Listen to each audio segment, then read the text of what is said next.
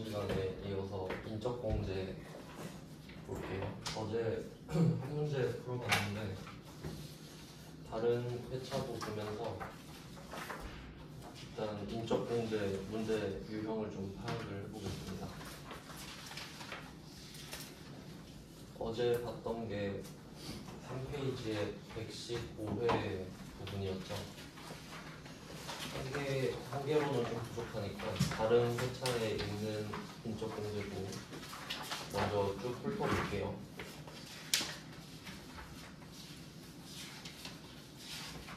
중간중간에 껴있는 것들이 있는데 그런 것도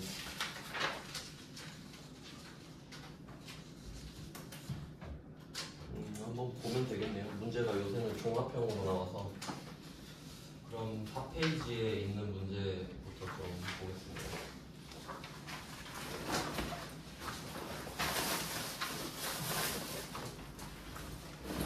전에는 이거를 좀 아예 문제 유형을 나눠서 냈는데 요새는 좀 종합형으로 같이 섞어서 냅니다.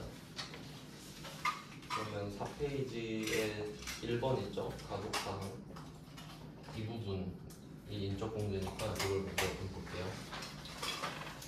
일단 본인 쪽을 보면 소득금액이 4,800만 원이라고 돼 있는데 별로 상관없는 내용이죠. 본인은 나이랑 소득이 상관이 없고요. 그 다음에 배우자 쪽은 배우자는 나이 상관없다 그랬죠. 소득만 보시면 되는데 양도소득 금액이 1,000만 원이니까 해당 사항이 없습니다. 그러면 나한테는 부양가족이 아닌 거죠. 그러니까 본인 걸로 알아서 근데 뭐 근로소득자는 아니니까 연말정산 안 받겠지만 일단 나의 인적공제 대상자는 아닙니다.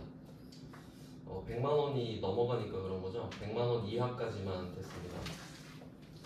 그 다음은 부친 나이도 공식적으로 좀 봐야겠죠. 네, 나이는 어제 알려드린 대로 앞자리 숫자 56인데 지금이 24년이니까 올해까지는 124 빼기 56 이렇게 해서 나이를 구해보면 68이거든요. 일단 경로는 해당 사항이 없겠죠. 70이 안 되니까. 그럼 소득을 보시면 되는데 옆에 보시면 부동산 임대 소득 금액이라고 되어 있거든요. 그럼 우리가 배운 거는 8개인데 부동산 임대 뭐 이런 건 딱히 없었지만 이건 사업소득으로 들어가거든요. 그래서 부동산 임대에다가 사업소득이라고 써주시면 돼요.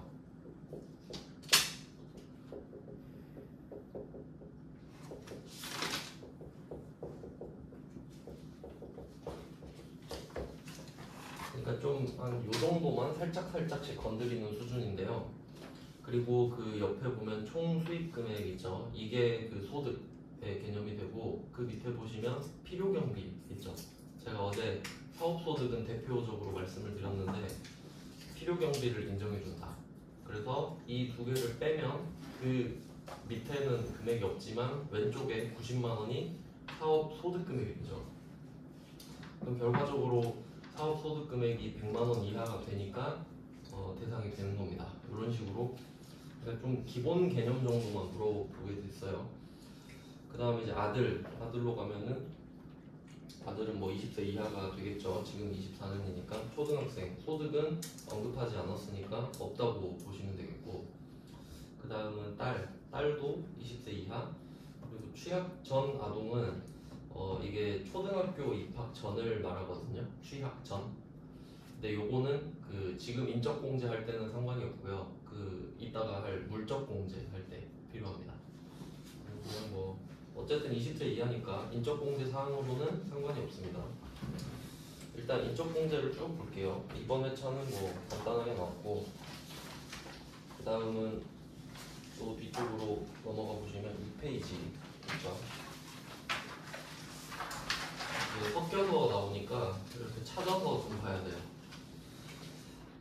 그리고 그 나중에 할 물적 공제는 이 인적 공제를 바탕으로 합니다. 그러니까 추가 확장되는 거니까 이걸 일단 정확히 먼저 확인을 하셔야 돼요. 그러면 지금 4명밖에 없죠. 뭐 가족사항 2번 중간에 있는 두 번째 박스인데 모두 동거하며 생계를 같이 한다. 이건 뭐 당연히 전제로 들어간다고 했죠. 언급하지 않아도 그렇다고 생각하시면 돼요. 본인은 상관없죠. 네, 배우자는 나이가 상관이 없고요. 총 급여액이 600만 원이잖아요. 이게 시험에 잘 나온다 그랬죠. 총 급여액 500만 원 이하까지만 되니까 해당 사항이 없죠. 배우자는 따로 본인의 연말정산을 받게 되겠네요.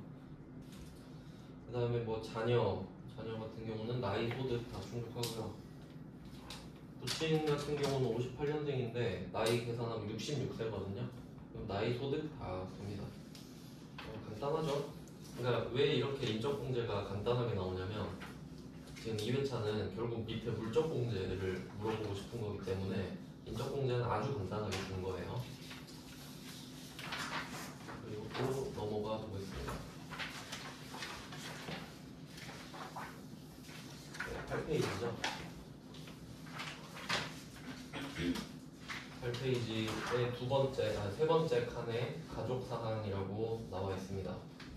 그래서 뭐 이것도 그 아래쪽에 두 줄 있는데 두 번째 줄 보시면 모두 내국인으로 생계를 같이 하는 것으로 한다. 이런 전제를 그냥 말을 해줘요. 논란이 없게 하려고. 본인부터 보시면은 본인은 뭐 딱히 확인할 사항은 없고요. 부모님 한덕주 부를 보면은 일단 나이는 74세로 기본공제 대상자가 되면 경로에 해당할 수 있겠죠. 근데 보니까 일용근로소득금액만 4,300이거든요. 1년 동안. 일용근로소득은 뭐 1억이든 2억이든 그때그때 다 분리과세를 하기 때문에 종합소득금액은 0원입니다. 그래서 공제 대상이 되는 거죠. 이것도 잘 나와요. 분리과세 대상. 그래서 뭐 소득금액은 충족한다고 보시면 되고 기본의 추가 공제까지 다 되겠네요. 그 다음에 어머니 박경자 나이는 역시 70대가 넘습니다. 71세인데 옆에 보시면 복권 당첨소득 500만 원 있죠. 네, 복권도 무조건 분리과세 대상이라서 그러니까 이 시험에 두 개 잘 나와요. 일용근로소득이랑 복권 당첨소득 이 두 개는 얼마가 됐든 간에 소득 요건을 충족한다. 그러니까 되게 좀 쉬운 항목이 돼요. 우리가 문제 풀 때는. 그 다음에 네 번째 누나. 누나는 나이 때문에 안 된다라고 하려고 했는데 장애인이죠. 소득이 없대요. 그러면 기본공제 플러스 장애인 공제를 같이 간다 그랬죠. 그리고 중증 환자니까 숫자를 꼭 3번으로 바꿔주셔야 돼요. 기본으로 1번으로 돼 있거든요. 네, 뭐 이거 좀 간단하게 많이 나오네요.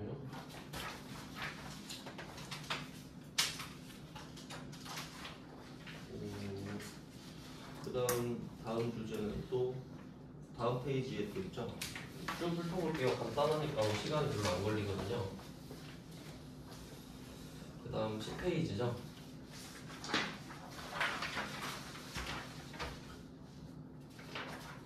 네, 10페이지도 중간에 껴있죠. 1번이네요. 1번. 가족사항 생계를 같이 한다고 합니다. 네, 본인은 넘어가고 배우자부터 볼게요. 배우자 나이 상관없고 총 급여액이 500만 원이니까 딱 턱걸이죠. 500만 원 이하까지 되니까 왼쪽 공제 대상자가 됩니다. 그 다음에 자녀. 이제 이런 특이한 걸 하나씩 넣거든요. 여기 일시적인 문예창작 소득이라고 되어 있죠. 그러니까 여기서 일시적인을 강조하는 이유가 기타 소득이란 걸 말해주고 싶은 거예요. 기타 소득이다. 그러면 기타 소득 같은 경우도 근데 요거는 조금 더 들어가는데 기타 소득에서 필요 경비를 인정해주는 소득인데 이 기타 소득에서 필요 경비를 빼야 기타 소득 금액이 돼요. 요거는 좀 복잡한데 그래도 알아두셔야 될 것 같아요. 이거 최근에 낸 거니까. 이 문예창작 소득 있잖아요. 요건 몇 번 나왔었거든요.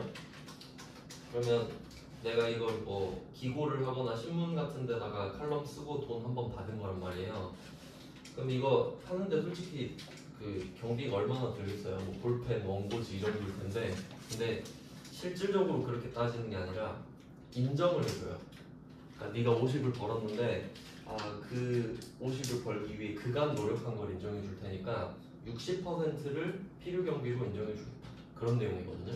근데 이게 항목마다 다 달라요.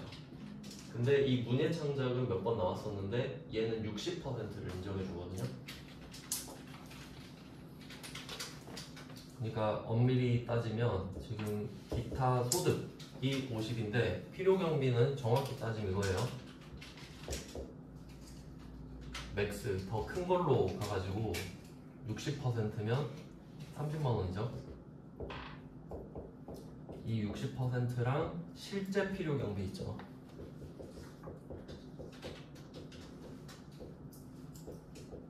이 정도는 좀 알아두셔야 될 것 같아요. 그러니까 이게 무슨 말이냐면 얘가 뭐 글을 쓰면서 원고지 뭐 하나 사고 볼펜 하나 사가지고 그냥 쫙 써서 줬다고 해요. 그럼 10,000원도 안 들었겠죠, 솔직히. 그러면 10,000원 하고 50만 원 60% 중에 뭐가 더 크냐? 30만 원이 더 크죠?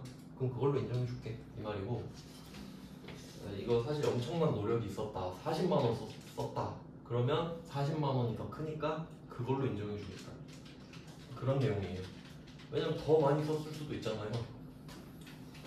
그러니까 최대로 가준다, 그래야 세부담이 적어지잖아요. 그럼 지금 같은 경우는 실제 필요 경비는 뭐 언급을 안 했으니까 이 60%를 알고 있는지 물어보는 게 되는 거거든요. 그러면 기타 소득 금액은 20만 원이 되겠죠.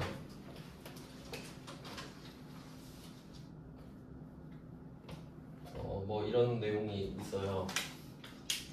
그러면 20만 원이 있는 거니까 100만 원 이하죠. 근데 또 이게 기타 소득 금액은 문제가 있는 게 이 기타 소득 금액이 300만 원 이하면은 분리과세를 선택할 수가 있어요. 그러니까 지금 우리가 배우고 있는 게 종합소득이 메인이라고 말씀을 드렸거든요. 종합소득 금액. 그러면 얘도 당연히 이자, 배당, 뭐 사업, 근로, 연금, 기타 6개 포함되기 때문에 종합소득 금액으로 들어가는 게 당연한 건데, 근데 이 금액이 200만 원? 아까 뭐라고 말씀드렸죠? 이 금액이 그 금액이 이따가 자세히 알려드릴게요. 지금 헷갈리는데 그 금액 200인지 300인지 그 금액이 있는데 그 아래로 가면은 분리과세를 선택할 수 있거든요. 근데 그 금액이랑 전혀 상관없게 20만 원을 준 거예요. 그러니까 그러면 헷갈려도 상관은 없잖아요, 답구 할 때. 그러면 이때 할 거냐 말 거냐도, 그러니까 이거는 해도 안 해도 상관이 없죠.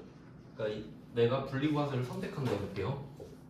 그러니까 종합과세를 할 거냐, 이 200만 원을 종합과세를 할 거냐, 선택권 1번.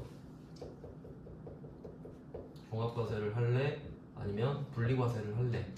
300만 원. 300만 원이에요? 감사합니다. 300만 원 이하래요. 그럼 처음에 말했던 게 맞았네. 300만 원 이하는 분리과세 선택 가능. 그럼 이거는 말문제 정도로 낼 수 있을 것 같습니다. 그러면 다시 정리해 볼게요. 지금 이 사람은 기타 소득 금액만 20만 원이 있어요. 그러면 이 300만 원 이하기 때문에 분리과세를 선택할 수 있거든요. 그러면 종합과세를 할 수도 있고 분리과세를 할 수도 있다는 말이 돼요. 그럼 이때 세부담 최소화, 이게 문제 보시면 문제 4줄이잖아요. 네 번째 줄에 본인의 세부담 최소화죠. 이거 보고 저는 좀 착각했었는데, 지금 이 사람이 그 근로소득금, 그 일시적인 문예 창작이 있는 게 자녀 김수지잖아요. 이 사람의 세부담 최소화가 아니라 본인, 여기 김민수가 본인이죠. 그러니까 이 사람 세금을 줄이는 거예요. 왜냐하면 둘 다 세금 내야 되거든요. 그러니까 이게 조금 어려운 내용인데, 그러면 원래는 어떻게 들어가냐면 이 사람이 종합과세를 선택하잖아요. 그러면 어제 세율 처음에 알려드렸는데 최저 세율이 6%라고 그랬죠. 그러면 20만 원에 6.6%를 곱하는 게 돼요. 종합과세로 들어가면. 왜냐면 이것밖에 없으니까 소득이. 근데 내가 분리과세 선택하잖아요. 22%예요.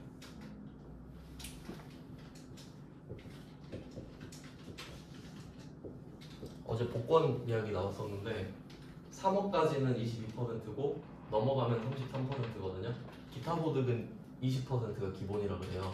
그러면 이 둘 중에 얘는 종합과세를 고르는 게 이득이에요.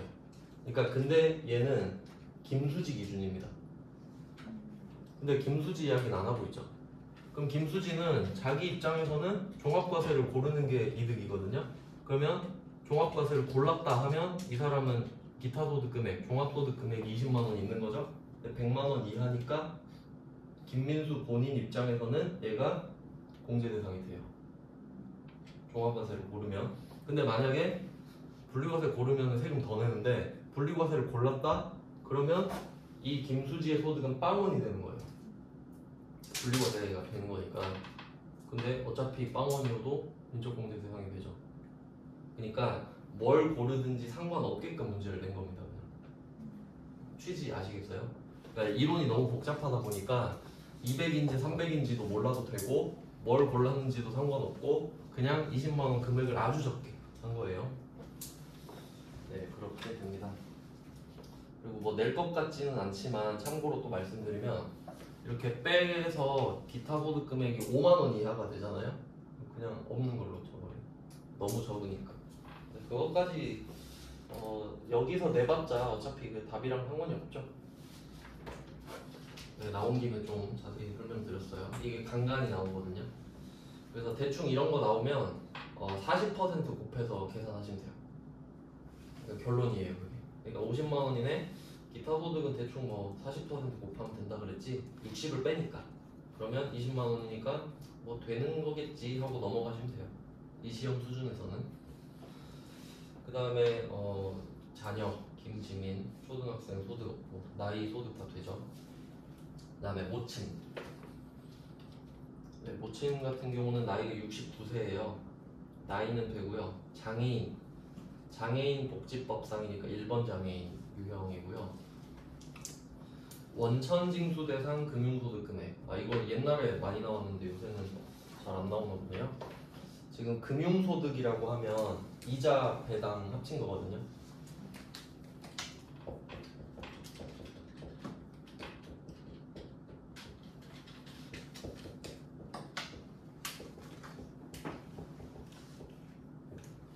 네, 금융소득 금액은 이자 소득 금액 플러스 배당 소득 금액입니다. 합쳐서 금융소득인데 이 두 개의 금액을 합친 다음에 이게 2천만 원 이하면 무조건 분리과세를 합니다.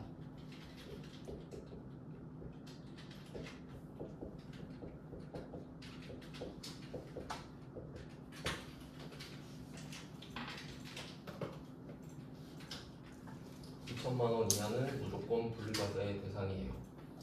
그래서 여기서 말을 하는 건 이걸 알고 있는지 물어보는 건데 원천징수 대상 금융소득 금액 1,000만 원. 원래 다 원천징수 대상이에요. 금융소득은. 그럼 이때 2천만 원 이하니까 이게 무조건 분리과세로 뺀다 이 말이거든요. 그러니까 종합소득 금액은 빵원이거든요. 그러니까 대상자가 되는 겁니다. 근데 혹시 2천만 원 써 있어도 되는 거죠? 2천만 원 이하니까.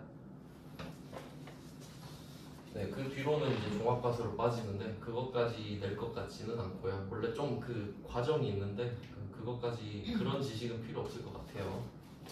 이제 또 다음 페이지로 넘어가 보겠습니다. 11페이지예요.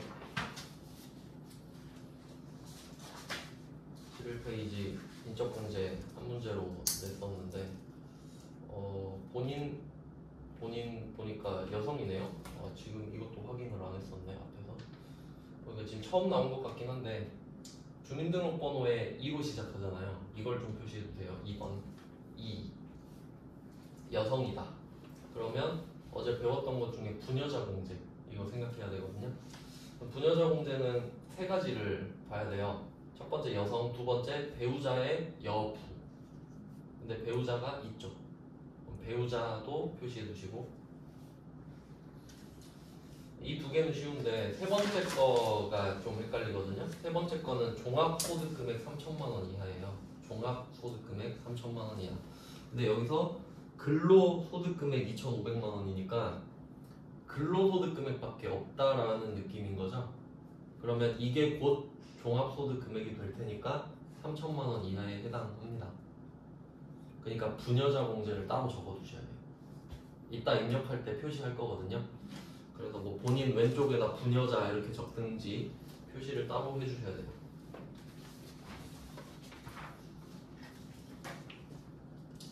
뭐 앞에서 봤던 거는 전부 다 남성이었던 것 같아요. 다행히. 그래서 부녀자 공제 확인했고요. 그 다음은 배우자는 나이 상관없고 소득이 없대요. 뭐 상관없고 주거 형편상 별거돼 있는데 배우자랑 직계 비속은 동거 여부가 상관없다 그랬죠. 무조건 됩니다.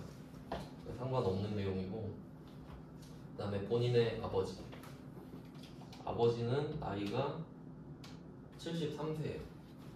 네, 사망하셨죠. 네, 어제 배운 것도 있었죠. 사망자는 사망일 전일 기준으로 한다고 했으니까 지금 이게 그 23년도 문제일 거예요. 기출문제가. 그렇다고 하면 올해까지는 살아 계신 걸로 본다는 거죠. 1월 30일 기준으로 가니까. 그러면 올해까지는 공제를 받을 수 있는데 거기에 장애인에 해당하니까 장애인 복지법상은 1번이라고 그랬죠. 그리고 나이도 70세가 넘으니까 경로, 장애인, 중복공제까지 다 들어가게 돼요. 내년부터는 안 되겠죠. 돌아가셨으니까. 그 다음은 아들 분리과세 기타 소득 200만 원 이거 나왔네요. 방금 말씀드린 거. 그러니까 300만 원 이하면 분리과세를 선택할 수 있는데 선택했다는 거죠. 아마 그럼 세금 더 낼 텐데 뭐 상관은 없고 그럼 얘는 소득이 빵원인 겁니다. 분리돼 버렸기 때문에 종합소득 금액은 없는 거예요. 그리고 국외 유학 중이라고 돼 있는데 방금 말씀드린 것처럼 직계 비속 같은 경우는 같이 살지 않아도 같이 사는 걸로 그냥 보죠. 뭐 다른 해당 사항 뭐 없고요. 또 다음 거를 보겠습니다.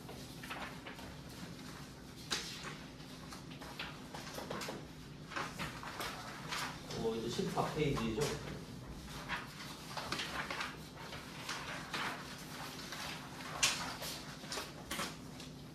네, 14페이지 첫 번째 박스네요. 부양가족 명세. 우리 본인은 뭐 딱히 볼 거 없죠. 남성이고 배우자도 뭐 특이사항이 없습니다. 그 다음에 김아현 입양자녀 이게 좀 특이한데 1월에 입양신고를 했다라고 하네요.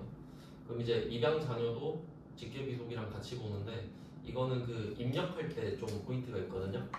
입력할 때 보면은 옆에 자녀 칸이 있어요. 그 세액공제를 또 따로 해주는 건데 거기에다 표시하는 거라서 이따 입력할 때 말씀드리겠습니다.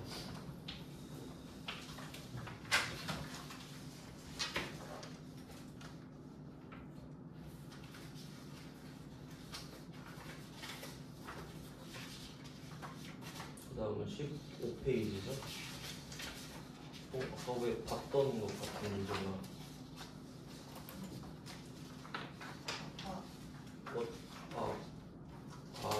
지들끼리 베꼈구나 문제를. 네, 회차는 다른데 그 중간에 부동산 임대서도 똑같은 게 있어가지고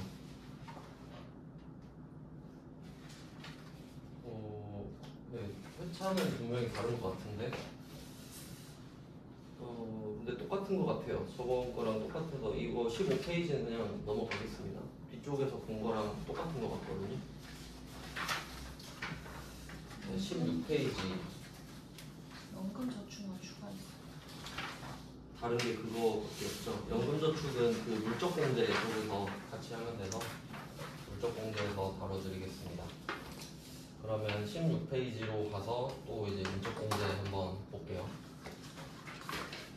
이거 좀 많네요. 그러니까 이걸 한 문제로 내면 이렇게 좀 많이 주고 그냥 물적공제를 위해서 낸 거면 좀 간단하고 그런 식이에요. 근데 어쨌든 인적공제는 반드시 나온다라는 거죠. 그러면 본인은 여성인지 아닌지만 확인하고요. 아니니까 그냥 넘어가겠습니다. 배우자부터 보시면은 나이 상관없고 동거 여부 상관없고 퇴직소득금액 100만 원 있는데 종합소득금액, 퇴직소득금액, 양도소득금액 세 개 합쳐서 100만 원 이하니까 딱 턱걸이로 공제 대상이 되죠. 그다음 동생 이제 뭐 많이 보셨죠? 형제 자매는 장애인으로 많이 나온다 이렇게 보시면 되고 일용근로소득 550만 원이면 소득 없는 걸로 보시면 되죠. 그래서 기본 장애인 공제가 다 됩니다. 그 다음에 부친은 나이가 84 그리고 주거 형편상 별거니까 뭐 같이 사는 걸로 보면 되겠고 이자 소득이 2천만 원 있어요. 그럼 2천만 원 이하니까 없는 걸로 보시면 돼요. 소득 없는 걸로. 그럼 이제 뭐 3천만 원이다 그러면 이제 안 된다고 보시면 되는 거고요. 지금은 그 여부만 따지는 거지 이 사람 세금 계산하는 건 상관없죠. 그 다음에 모친. 모친은 뭐 나이 같고 주거 형편상 별거인 것도 같아요. 소득 없으니까 당연히 되겠죠. 그 다음은 밑에 처남. 처남은 처의 뭐 동생이나 뭐 위쪽일 텐데 내 형제랑 동급으로 보는 거죠. 이번에도 장애인으로 넣어놨고요. 3번 중증 환자로 돼 있고 양도소득 금액 100만 원이면 딱 되죠. 종퇴양 이렇게 보니까 100만 원이니까 딱 됩니다. 그 다음에 아들은 나이가 안 되네요. 나이에서 탈락 29세로 나오는데 그럼 뭐 딱히 볼 거 없죠. 나이가 안 되면 그 소득도 딱히 따질 필요는 없어요. 근데 뭐 동거 여부는 상관없고 소득은 통과했죠. 일용근로소득 500은 없는 걸로 보니까. 근데 나이 때문에. 그 다음에 딸도 근데 연도가 지금 연도가 아니죠. 근데 아들은 무조건 안 되고 딸은 아마 딱 될 것 같아요.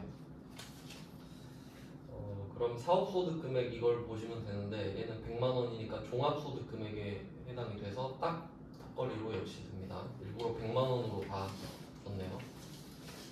이제 뒤로 또 넘어가 보겠습니다. 17페이지죠.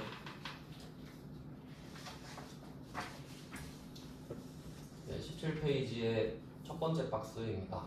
본인은 남성이고요. 어머니는 75세.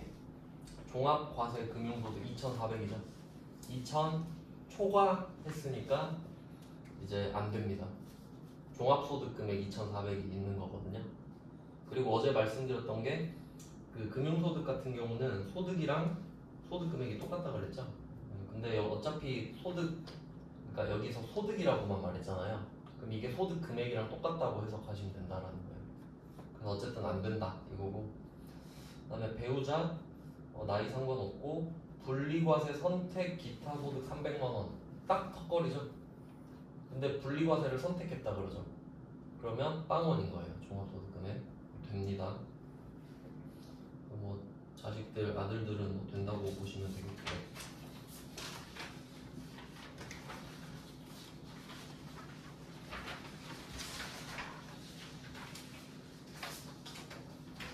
네, 이제 뭐 이쪽은 앞에서 본 거에서 다 나오는 내용이라 이 정도 확인하시면 돼요. 그러니까 인적공제는 따로 한 문제를 주면 아까처럼 좀 항목이 많을 수 있는데 그렇지 않더라도 물적공제를 위해서 조금은 됩니다.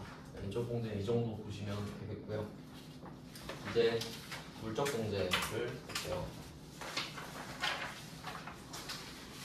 인적공제랑 물적공제는 좀 연결되어 있다고 보시면 돼서 연계성을 위해서 이걸 먼저 하고 마지막에 급여 중에 비과세를 해주십니다. 그러면 이게 자료로 쓸만한 게 4페이지를 보시면 되겠네요.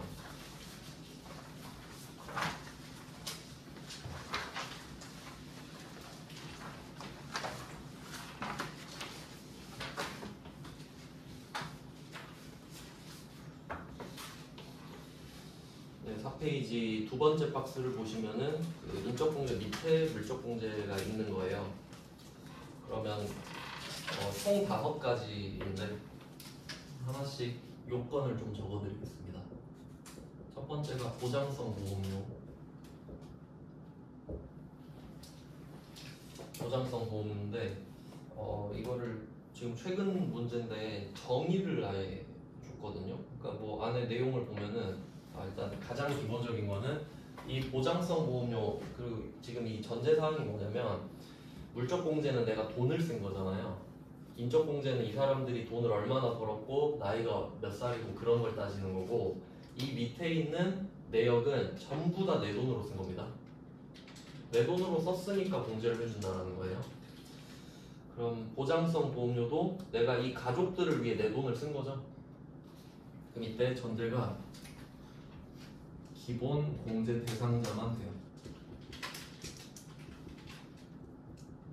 기본 공제 대상자 거만 내가 내주면 인정해줘요. 그러면 기본 공제 대상자라는 거는 나이 요건을 충족해야 되죠. 그리고 소득 요건을 충족해야 되죠. 둘 다. 그러니까 인적 공제랑 똑같다는 소리예요. 그러니까 인적 공제가 베이스가 되는 거죠. 그럼 이거를 응용하는 방법이 되게 중요하거든요. 그러면 본인 그냥 한 명씩 이렇게 볼게요. 어떻게 해석하는지. 첫 번째가 이철수 본인이잖아요. 본인은 나이, 소득 다 상관없죠. 그러니까 본인 거는 무조건 되는 거예요. 본인은 그러니까 따질 게 없는 거죠. 그리고 자동차 보험료는 당연히 보장성이 맞죠. 그러니까 보장성 보험료 우리가 알고 있는 게 돈을 내고 사고가 안 나면 그냥 끝나는 게 보통 보장성인데 이제 정확한 거는 뭐냐면 그 세 번째 줄에 이 명수 붙임 있죠. 그 뒤에 보시면은 만기까지 납입액이 보험료죠. 내가 내는 거 이게 만기 환급액보다 크다. 여기 좀 특이한 게 환급액이라는 말을 하고 있는데 그러면 납입액이 환급액 그럼 이거 돌려받는다는 소리죠. 근데 내가 내는 게 더 많죠. 그럼 이런 걸 보장성 보험료라고 해요. 그러니까 지금 이 정의를 말을 해버렸기 때문에 이제 기억을 좀 하셔야 돼요. 그러니까 보장성 보험료가 뭐냐라고 하면 납입 금액이 더 커야 돼요. 만기 환급액보다. 이건 좀 놀랐던 게 이거는 세무사 시험에서 이렇게 내거든요, 문제를. 그리고 이걸 보장성 보험인지 파악해라 이런 식으로 내는 건데 이걸 내는 건 좀 아닌 것 같은데. 그러니까 만약에 이 문제에서 반대로 말할 수도 있잖아요. 만기 환급액이 더 크다. 그러면 솔직히 말이 되나요? 보험료를 내가 내는데 낸 것보다 더 많이 돌려받아. 그럼 이건 보장성 보험이 아니라 저축성 보험이라고 합니다. 그래서 그 두 번째 줄에 강기영 배우자를 보면은 보장성 보험료라고 돼 있잖아요. 그러니까 여기서는 그냥 보장성 보험료라고 말을 했는데 문구를 좀 바꾸면 이렇게 말할 수도 있는 거죠. 만기까지 납입액이 만기 환급액보다 더 작은 경우에 해당. 이런 식으로 말을 할 수도 있는 겁니다. 그래서 이거를 냈으니까 좀 기억해 놓을게요. 그러니까 내가 낸 게 더 많은 게 정상이잖아요. 그게 보장성이다. 그럼 본인은 무조건 되는 거고 배우자는 나이를 아예 안 보잖아요. 그러니까 소득만 본다 이거지. 그래서 소득이 되나 보니까 소득이 안 됐죠. 양도소득 금액이 1,000만 원이니까 그러면 배우자 거 내가 내준 거는 인정을 안 해준다는 겁니다. 돈 많은 애 거 왜 내줬냐 이거지. 그래서 배우자 거 X죠. 본인 거는 되는데 배우자 거는 X. 그 다음에 부친입니다. 부친은 나이 소득이 다 됐죠. 그러니까 이게 인적 공제부터 올라가야 물적 공제를 볼 수 있는 거라서 다 아까 미리 해봤죠. 그러면 부친을 위해서 내준 거는 됩니다. 보장성 보험에 해당하기 때문에. 그 다음에 이현수 아들 나이 소득 다 충족되죠. 이것도 되는 거예요. 그 다음 교육비로 가보겠습니다.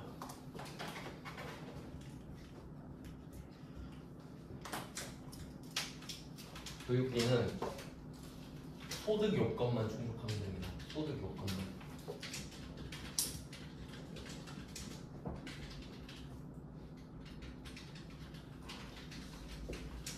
소득 요건만 충족하는 거예요.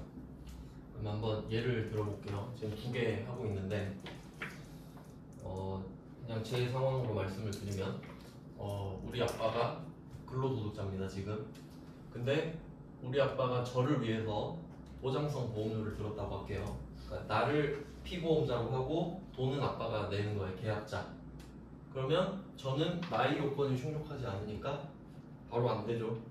그럼 그럴 때는 그냥 나한테 입금해주고 네가 해라. 뭐 이런 게 절세인 거예요. 저도 근로소득자라면. 근데 만약에 제가 갑자기 아빠 나 대학원 갈래 돈 줘 하면 교육비죠. 나의 요건은 아예 안 보죠. 그럼 만약에 제가 백수다 돈이 없다 그러면 대학원은 안 되는데 대학교는 되거든요. 대학교 학비 내준다 그러면 되는 거예요. 왜냐면 나이를 안 따지니까. 그러니까 인적공제를 베이스로 하긴 하는데 똑같진 않아요. 그래서 이거 하나하나 다 외워야 되거든요. 그래서 교육비는 나이를 안 본다.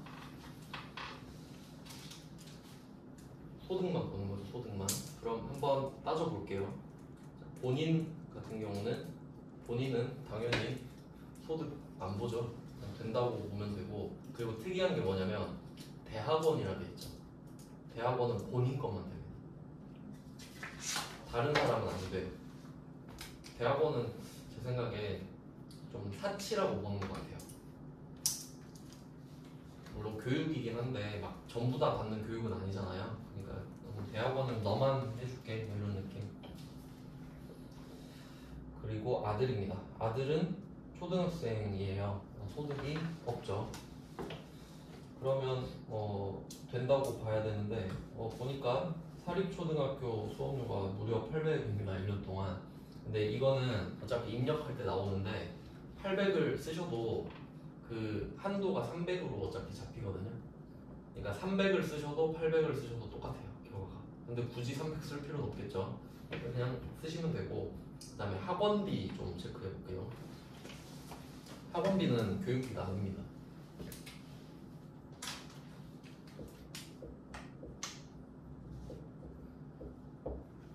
학원비는 교육비가 아니에요. 그래서 이건 무슨 말이냐면 여러분이 이 학원 다닐 때 낸 돈은 연말정산할 때 교육비로 빠지지 않는 거예요.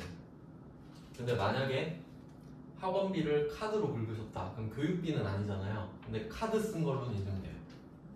당연히 카드는 쓴 거니까. 그건 이따가 자세히 말씀드리고. 그럼 학원비는 안 되니까 240은 안 하는 겁니다. 근데 또 예외가 하나 있어요. 학원비는 안 된다 그랬잖아요. 근데 아까 취학전 아동 나왔었죠. 취학전 아동 기억나세요? 초등학교 뭐 가기 전이나 취학전 아동의 학원비는 됩니다. 그러니까 학원비는 원래 안 되는데 취학전 아동 것만.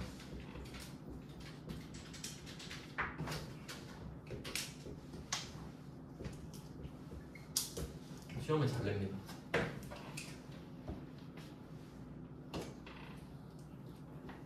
그래서 이걸로 어떻게 장난을 많이 쳤냐면 예전에는 이걸로 장난 진짜 많이 쳤어요. 요새는 좀 얌전한 편인 것 같은데 여기다가 신용카드를 섞어버리는 거예요.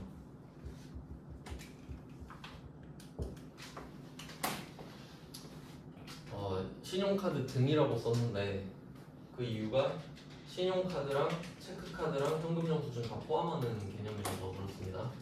그러면 이거를 어떤 식으로 문제를 냈었냐면 학원비를 카드로 긁었다 하면 학원비는 교육비가 아니라 그랬죠? 그러면 이 학원비가 만약에 50만 원이다 라고 하면 교육비로는 안 들어가요. 교육비는 아닌 겁니다. 근데 신용카드로 긁었다 그러면 신용카드 50만 원 쓴 걸로 인정해 주거든요. 그건 이해되시죠? 둘 중에 하나는 돼야 될 거 아니에요? 근데 만약에 이 학원비가 취학전 아동 학원비인 거예요. 그럼 상황이 바뀌죠? 그러면 교육비로 되죠? 근데 카드 공제도 되거든요. 그러니까 이걸 문제를 많이 냈었죠 옛날에. 지금은 그렇게 내는 것 같지는 않고 참고로 알고 계세요. 참고로. 그래서 이거 취약전 아동 학원비는 많이 내고요. 원래는 그 기준이 있어요. 막 일주일에 한 번 이상인가 뭐 그런 게 있는데 아마 그것까지 낼 것 같진 않고 된다고 칠 것 같습니다 그냥.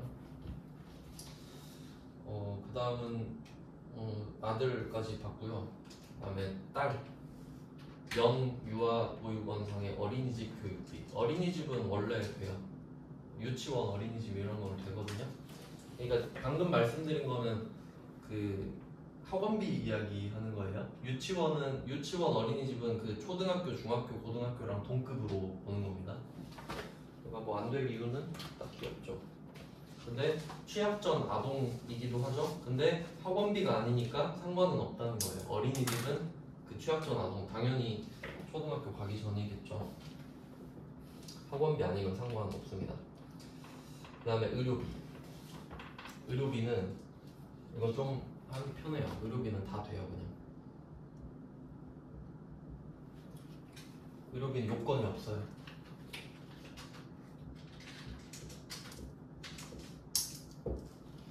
요건이 없고요. 그리고 또 특이사항이 하나 있는데 의료비, 그러니까 병원 다니면서 카드로 긁을 수 있잖아요. 그럼 원래 중복공제를 안 해주거든요. 그러니까 여러분이 만약에 병원비 100만원 쓰면 의료비 100만원 해주고 카드 100만원 이렇게는 안 해줘야 되잖아요 원래. 근데 얘는 중복공제를 해줍니다. 두 번 돈을 쓴 것처럼. 그래서 신용카드 등이랑 중복공제가 돼요.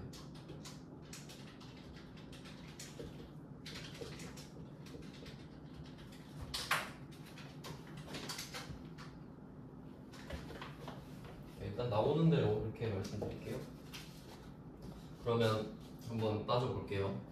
본인 질병 치료 목적 당연히 되겠죠. 원래 요건이 없다 그랬잖아요. 근데 치료가 아닌 건 안 해주거든요. 그러니까 성형수술 이런 건 안 해줘요. 근데 보니까 치료 목적이면 뭐 되겠죠. 그 다음에 부친, 여기서 국외 있죠. 안 해줍니다. 국외 거는 안 해줍니다. 의료비는 국외 거는 안 해줍니다. 이런 걸 찾아내라 뭐 이런 거죠.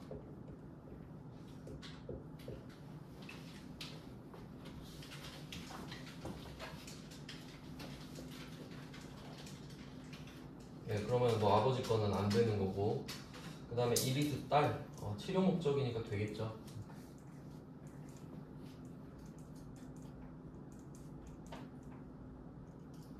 네, 좀 간단하게 나왔네요. 이것도 당연히 여러 회차를 훑어봐야 좀 틀이 잡힐 겁니다. 그 다음 신용카드. 신용카드는 신용카드도 옛날에 좀 복잡하게 많이 냈는데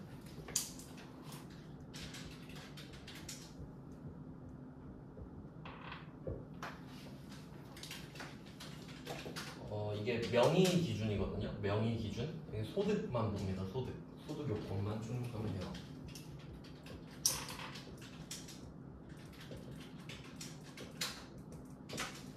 왜냐면 이쪽은 물적 공제다 보니까 아무래도 소득 쪽을 좀 많이 봐요.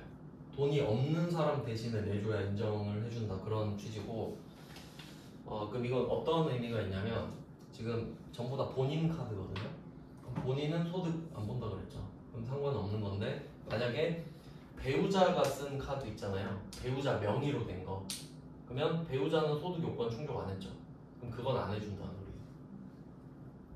그런 식으로 해석하시면 되고, 그리고 요새는 잘 안 나오지만 형제 자매 명의 거는 아예 안 해줍니다. 소득 상관없이. 형제 자매 명의는 안 돼요. 그러니까 차라리 실무에서는 형제 자매가 소득이 없어도 인정을 안 해주잖아요. 그냥 내 명의로 된 카드 주면 돼요. 그럼 내가 쓴 게 되잖아요. 실제로는 그렇게 하셔야 내가 세액 공제를 더 많이 받죠. 소득 공제를. 지금 나온 건 이 정도라서 일단 지금 나온 건 이렇게 설명을 드렸고요. 네, 10분 쉬고 다른 회차도 훑어보겠습니다.